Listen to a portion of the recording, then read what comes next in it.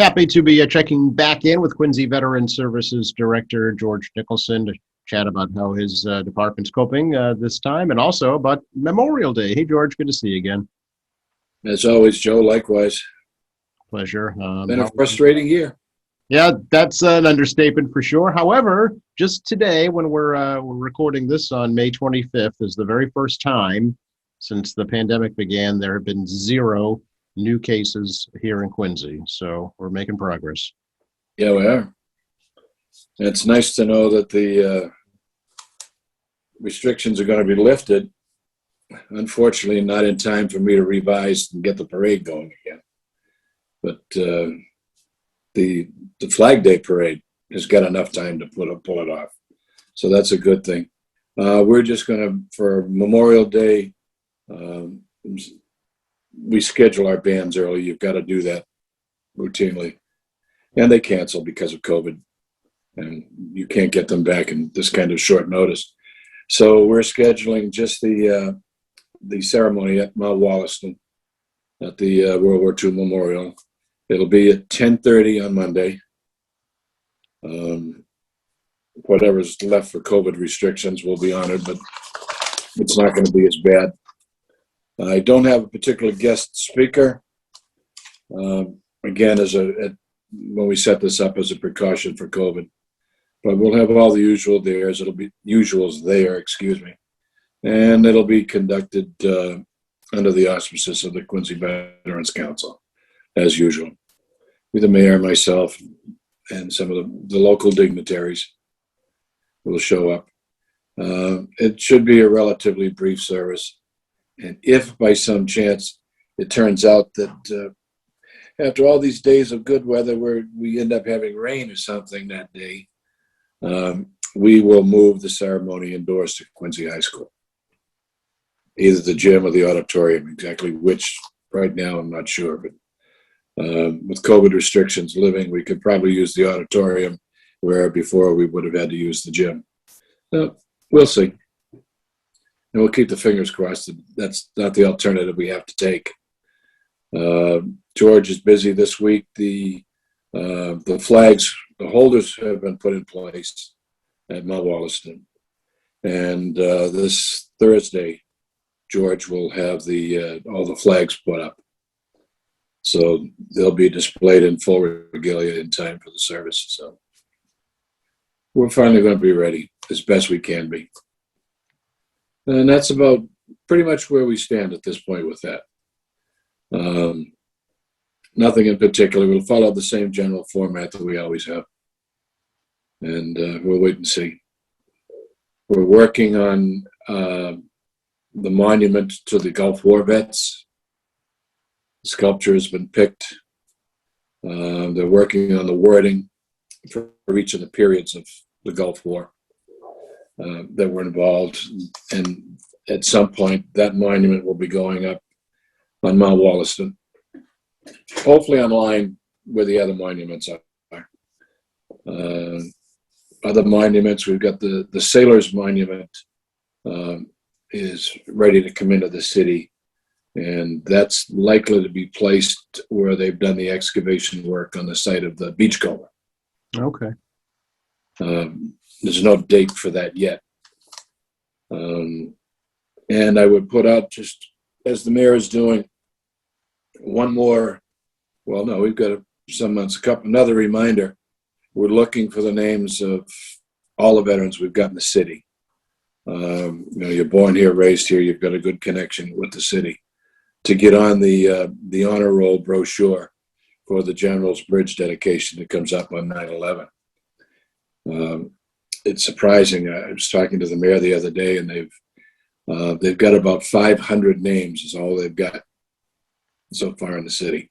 And the city's got a lot more veterans in it than that. So there's a lot of opportunity for vets to have their names put on the brochure and be permanently recognized as part of the big celebration that puts the bridge and the whole new General Square. We'll be celebrating or recognizing, I believe it's 16 generals from the city of Quincy since Civil War. Wow. You know, 16 generals, 2 presidents. Not a bad track record for the city.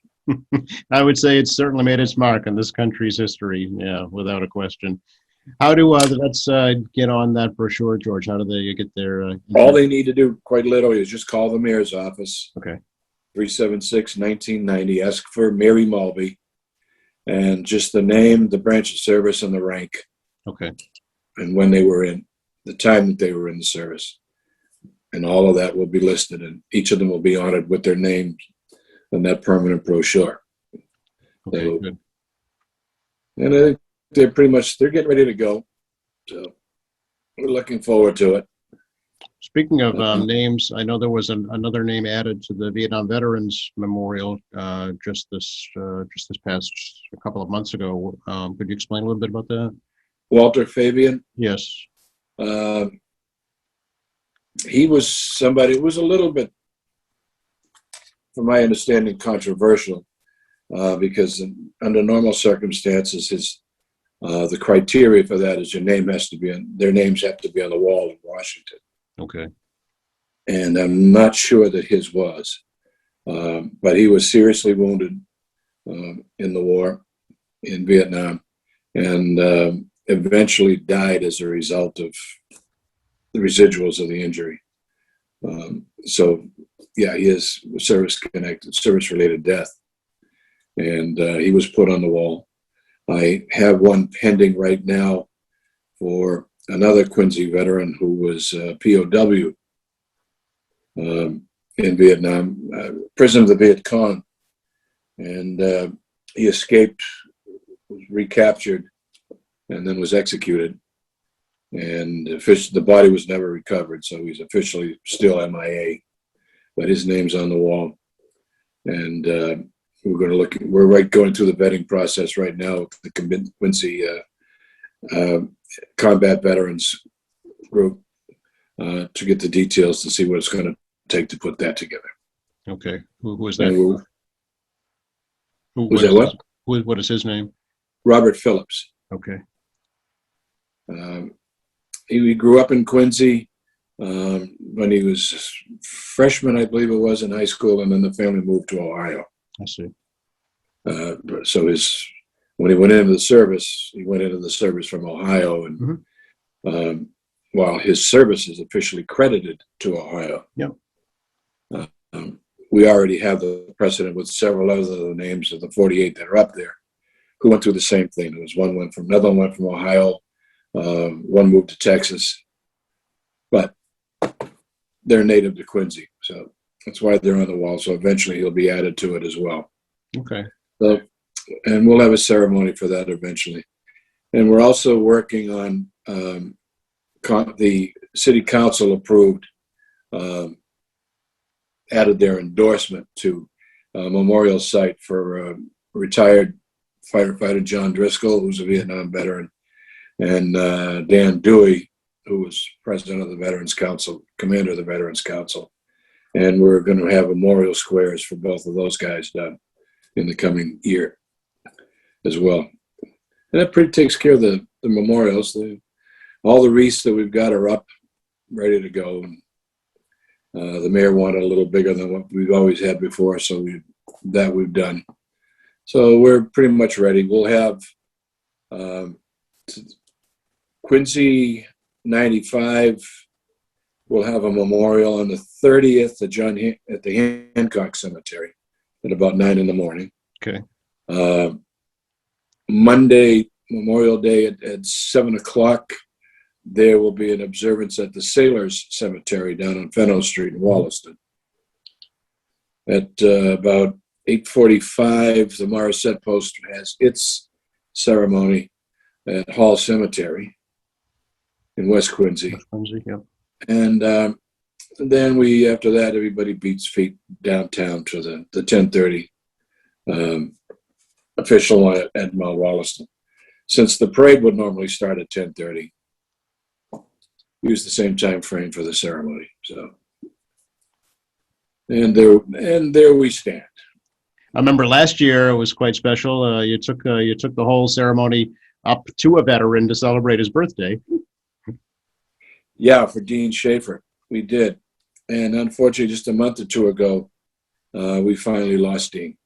So it was kind of sad, to say the least. But 100 years old, I've had been contact from the family, and they would like, I'm going to talk with the mayor and the Veterans Council to see what they have in mind. But I know that his family was so appreciative, and he was, for all the recognition he got.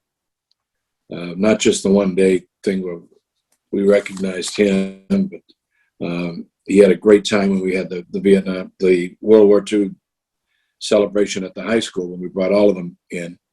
He enjoyed that. And now the family would like to put a monument to World War II vets in his name somewhere in the city. Well, we've already got one of those. Actually, we've got more than one of those. So will we be able to do that? I'm not sure. But I'm thinking that at the very least, apart from that generous gesture on his part, I was talking with his son-in-law about putting a memorial sign up right on the corner of his street, make that Dean Schaefer Square. Same thing. So that's in the mill right now, so we're waiting to see what the final outcome is going to be. Okay. All right. And, I found it interesting. I went to a wake the other night for one of the Veterans Council commanders who's passed away. And it was attended. He walked in, a 96-year-old World War II Marine who was wounded in the Battle of Saipan. Still in pretty good shape for his age. So it was a pleasure to be with him and to talk with him for a while. And know those guys are still around, and many of them in surprisingly good shape.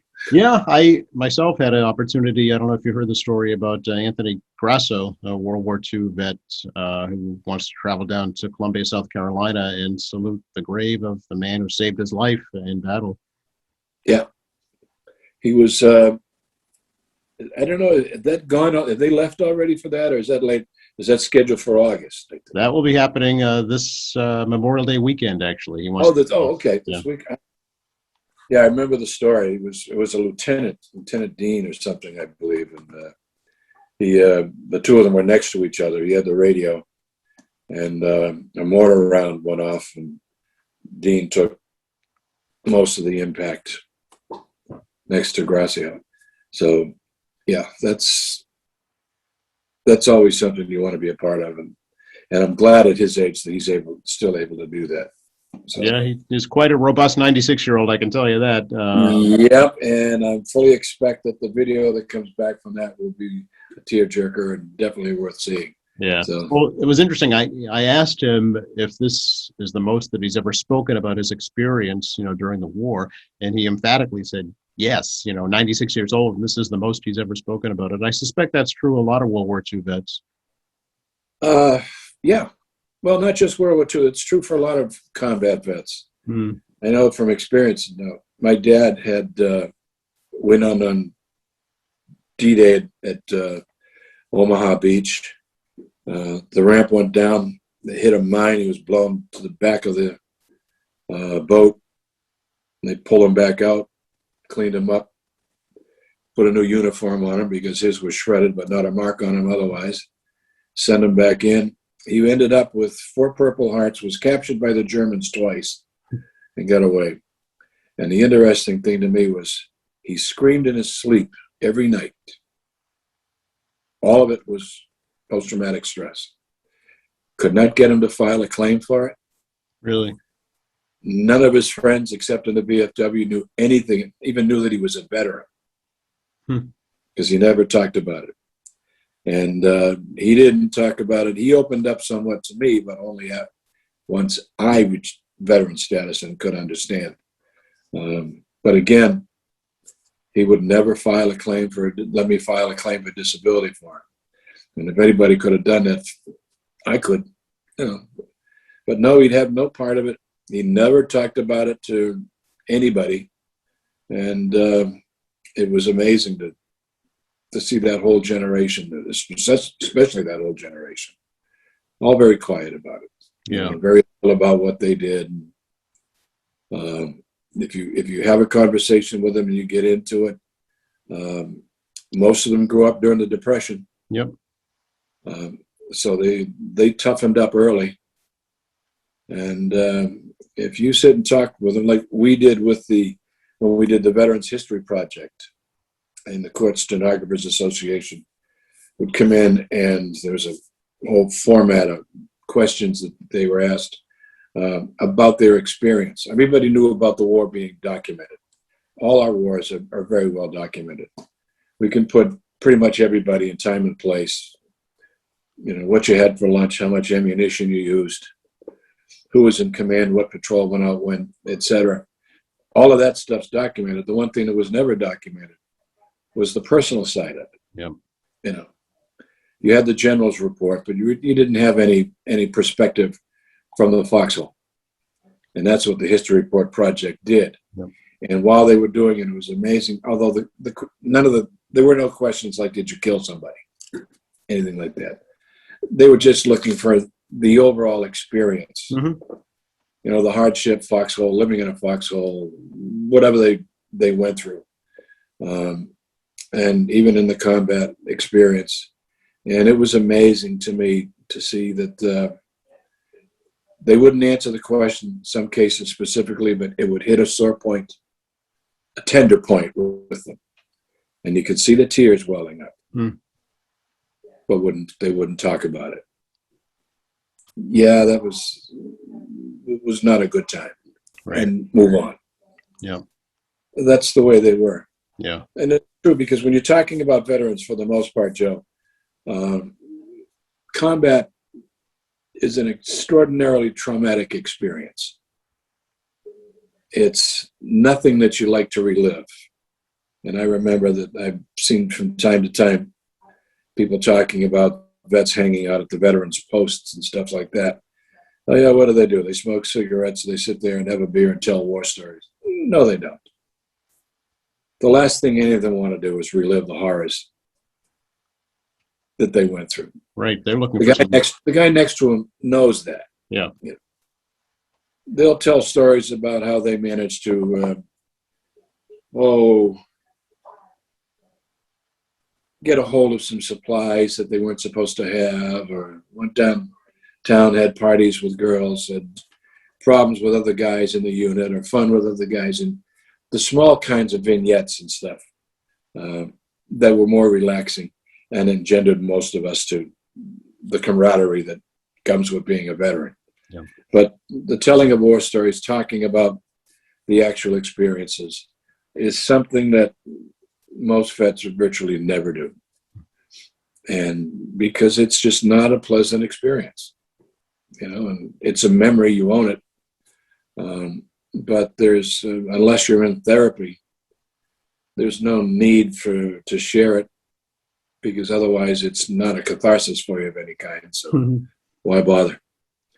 And yeah, they stay mum about it, or they downplay it. But that's the nature of America's vets. They're quite a breed. They really are.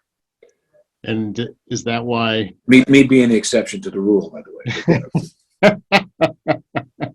But I mean, is that why Memorial Day is so important? It absolutely is. If I can, I'll mention something about it while I'm during the ceremony.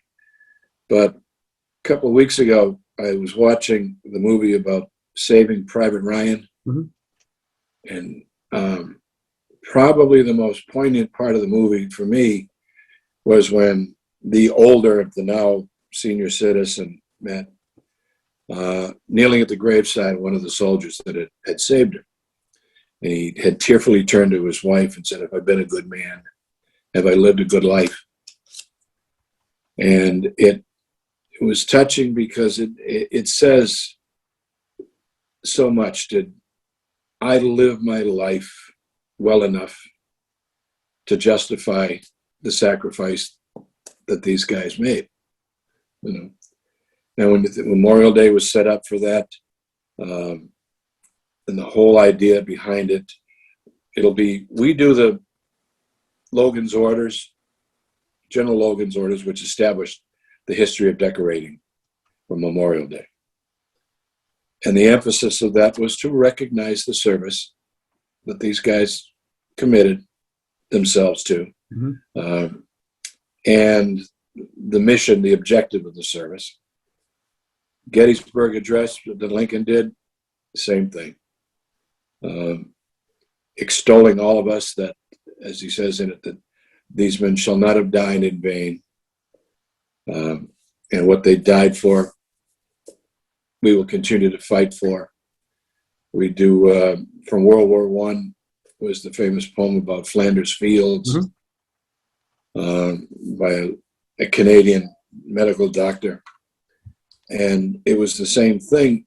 One of the things most people don't know about the poem about Flanders Fields, it says that take up the battle, take up the torch for the foe.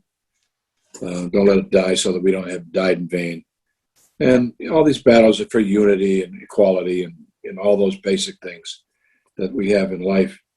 But you really don't know the significance to all of them is the loss that precluded them.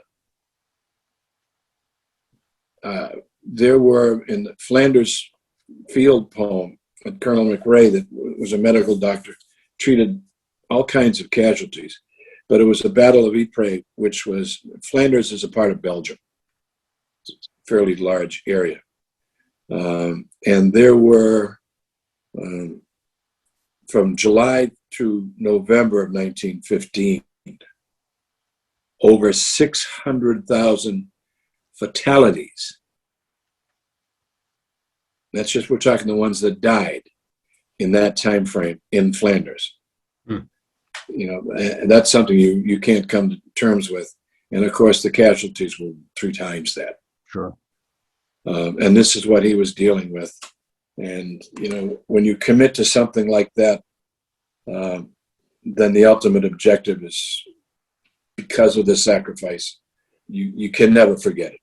It has to be sustained. And I think the message for Memorial Day is that we as civilians have it now on us to continue the fight to preserve what they died for. Because they're not shared. They died for it, for all the freedoms we have, the rights we have, etc. We're living it. They're not. And it would be very selfish of us not to say thank you at least once or twice a year, and recognize the gratitude we owe to all those who serve. And that's why Memorial Day is the significant one that it is. Yeah. That's where the loss is. In Veterans Day, we honor the living. Now we pay attention to the deceased. And I was looking at the history. I'll mention it on Monday. General Logan picked May 30th as the original date for Memorial Day. It's subject to some speculation. One reason we know he picked it was because there was actually no American battle has an anniversary on that date. So he had to do some research to come at it. And one of the other speculations is that he picked May 30th because the orders call for the strewing and decoration of graves with flowers. And roughly at May 30th, the idea would be that all the flowers that were employed would be in full bloom and provide the best decoration and the best effort, and the prettiest grave sites, etc. And that's why that was done that way. And it continued. And General Logan is his significance is he was a Civil War general to start with, but when the war ended, he also became a general. They kept the rank as general for the Grand Army of the Republic. And the Grand Army of the Republic was the largest veterans organization at the time. in the country. There were some Revolutionary War vets and things like that, Indian War vets, a few of them. But the Grand Army of the Republic was the veteran organization made up of primarily Union soldiers. Eventually, it evolved to where they have the sons came in. Now, what's left, the heritage to that is the daughters of the GAR, Yeah. that carry on the same tradition. So it's just like we have the Sons of the Legion and other auxiliaries and stuff that handle it. And we just had the Field of Flags Memorial Day that the Sons do at Fort Square, Yes. Sons of the Legion. And if you were there, we had Lieutenant Colonel Mosher, son of a famous and very popular North Quincy high school teacher who died just about 2 weeks ago. And Colonel Mosher was a Marine who was he piloted Marine One and Marine Two, the helicopters, from the Clinton administration. Okay. So it's nice to have somebody with that kind of an imprimatur on his record. So we're very fortunate to have people like that can join us. And the key is, we're ready for the veterans for Memorial Day. It's only a couple hours out of the day, but it's very special. Everybody, one of the things why do we continue to do it? Years ago when they had the Monday, I believe it was the Monday Memorial Act or Monday Act, where they passed, I think it was in 1971 or so, that took federal holidays and put them on Monday so you would have the long weekends.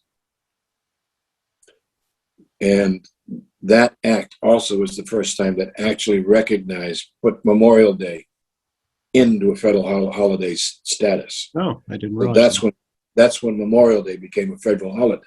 Oh, that recent. I didn't realize that. Okay. 1971. Yeah.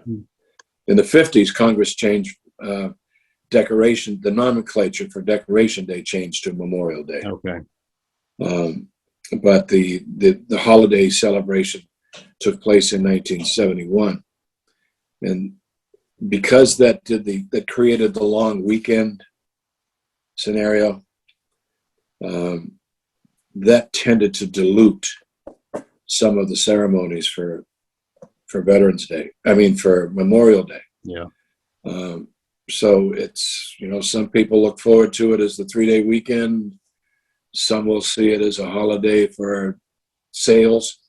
And if that's not enough, most of us tend to herald it as the unofficial start of the summer season. Right.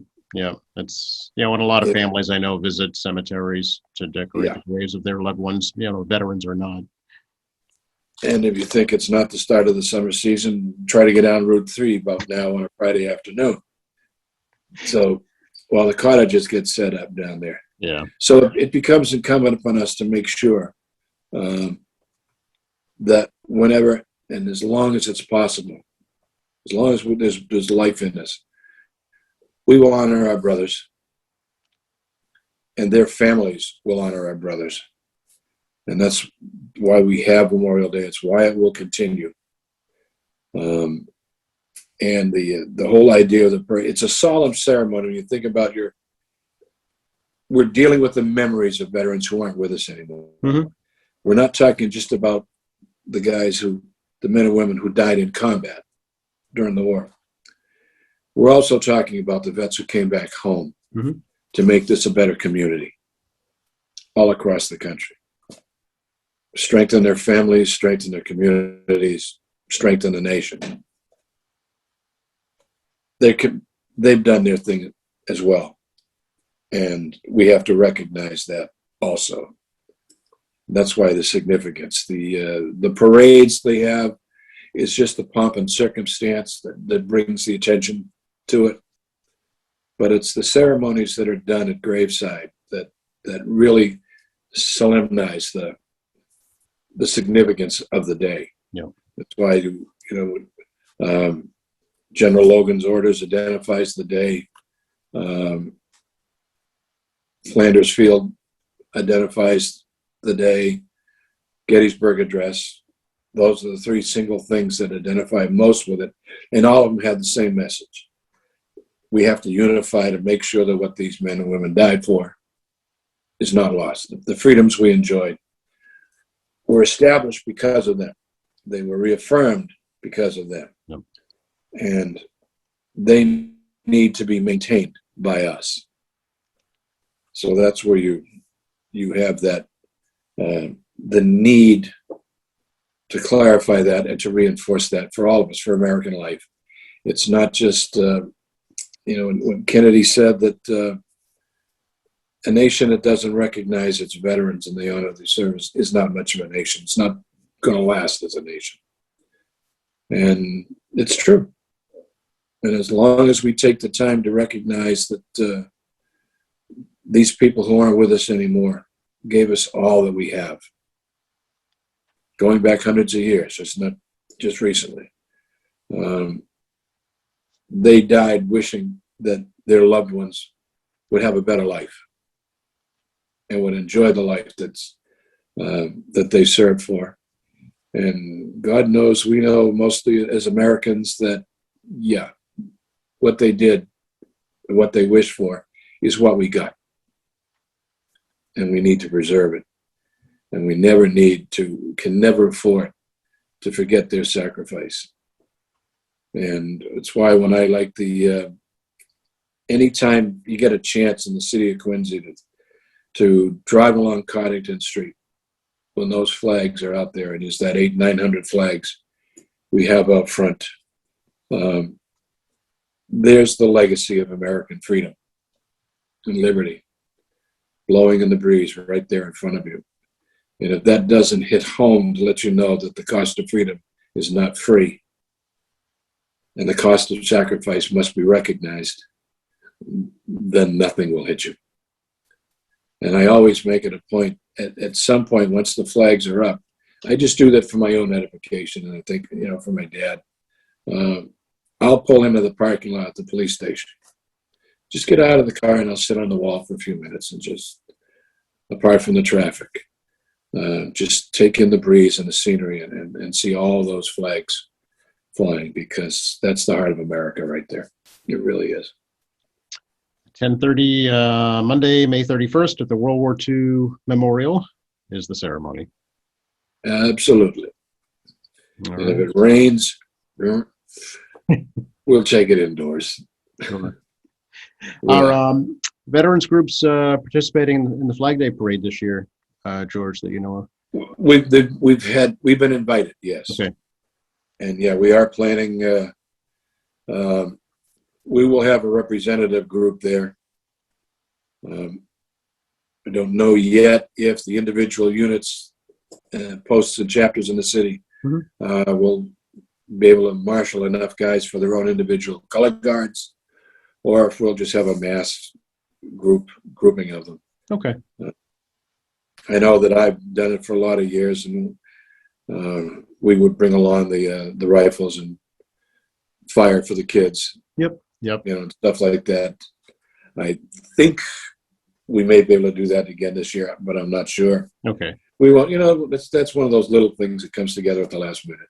Gotcha. Okay. But yes, the Quincy Veterans Council has agreed they will be up, and they will be participating in the Flag Day Parade, and they are very appreciative of the fact that the flag parade is on.